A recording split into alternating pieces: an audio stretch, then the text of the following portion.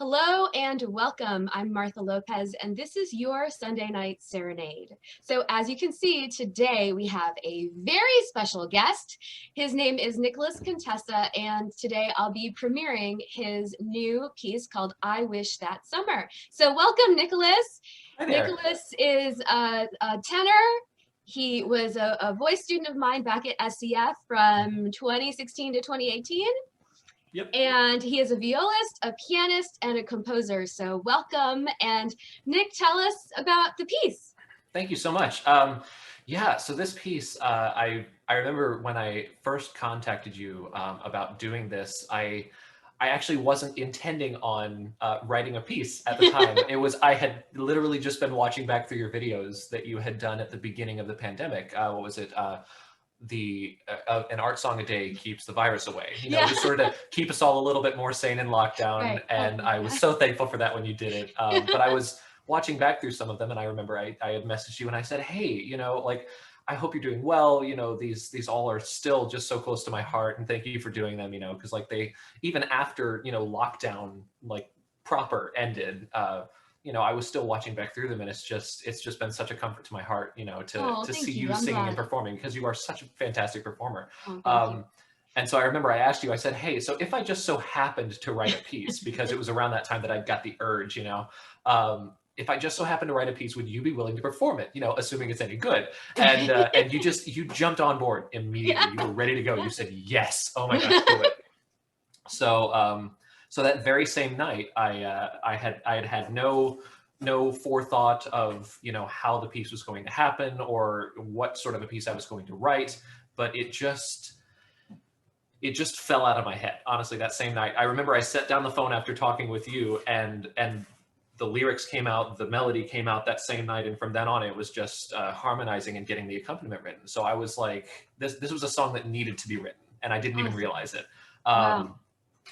But I suppose the story of the piece is it's the tale as old as time of unrequited love. Right. We all have those times where one person meets another, and neither of you are looking for anything in particular, but then you end up finding something that you could really see becoming something very good.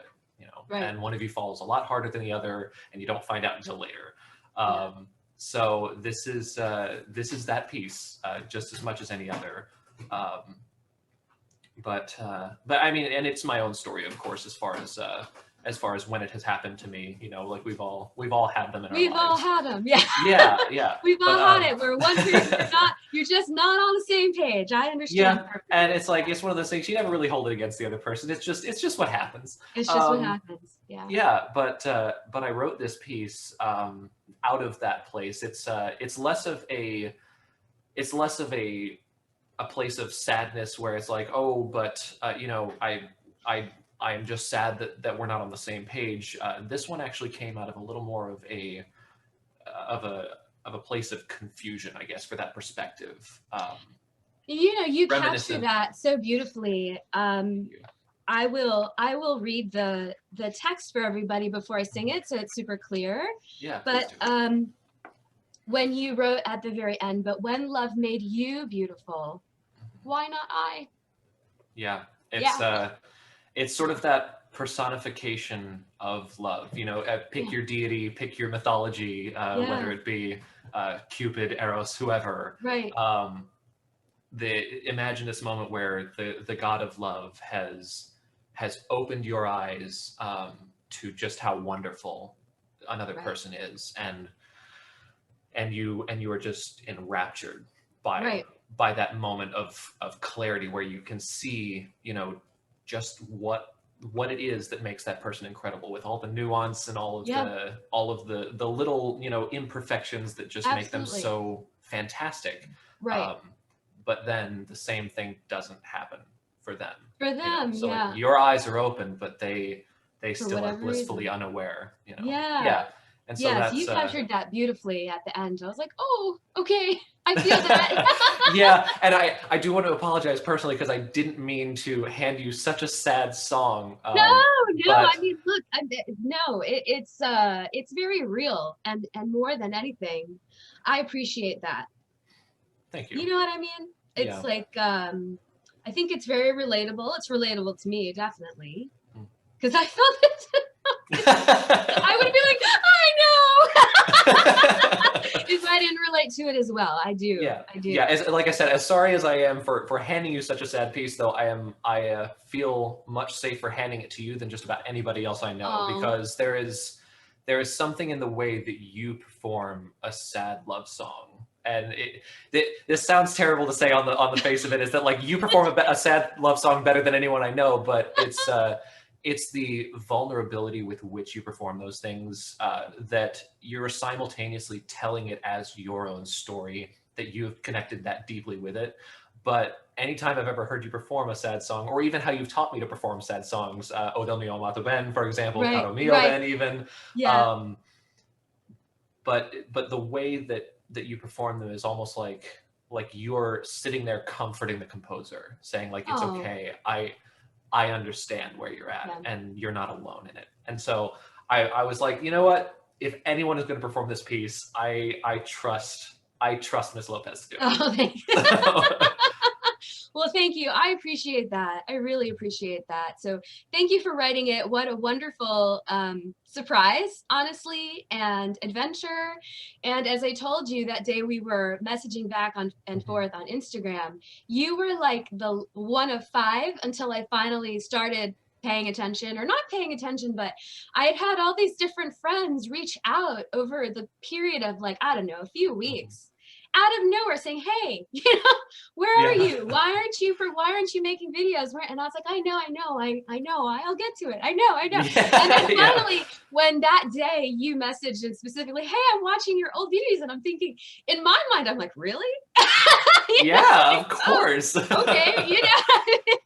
And so I was like, okay, I mean, to put it my way, okay, God, I hear you. Yeah, I hear the universe. You're obviously screaming at me from the ether. You're screaming at me now. All right, fine. I'm going to start. You know, I'm a little stubborn, but I hear you. But what a wonderful gift. So thank you so much, Nicholas. And thank you so much, like, for investing in this, because like I didn't expect you to go this far with it. I didn't expect us to be doing a whole interview. Yeah, but thank you. It would be more fun for people to get to meet you and know how you and I know each other and how this all came to be. It just makes it more fun.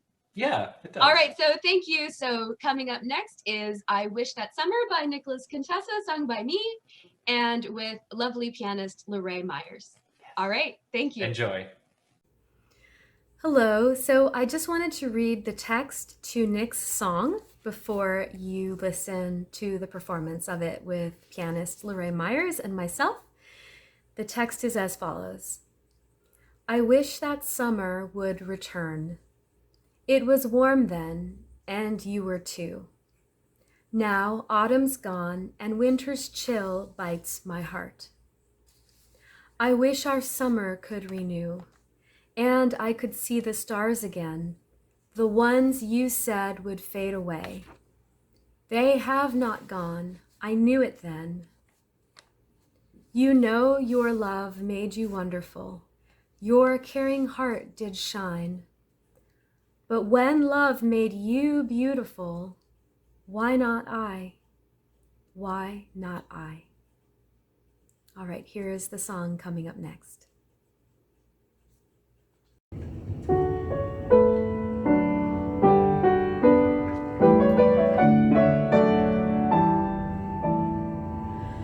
I wish that summer would return.